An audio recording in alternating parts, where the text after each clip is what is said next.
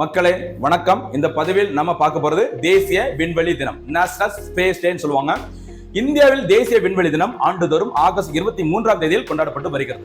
இந்த தினம் முதல் முறையாக கொண்டாடப்பட்ட வருஷம் 2024. இதுக்கு காரணம் என்ன அப்படின்னு பார்த்தீங்கன்னா, சந்திராயன் 3 அந்த விண்கலமானது நிலாவிற்கான இஸ்ரோவின் ஆராய்ச்சி திட்டம். இந்த சந்திராயன் 3 திட்டமானது ஜூலை 14, 2023 அன்று வெற்றிகரமாக அனுப்பப்பட்டது.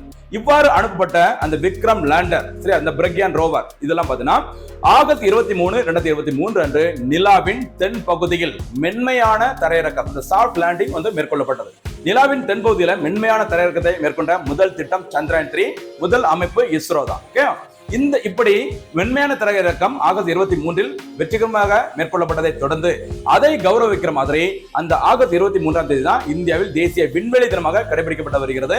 இந்த தினம் முதல் முறையாக கொண்டாடப்பட்ட வருஷம் 2024.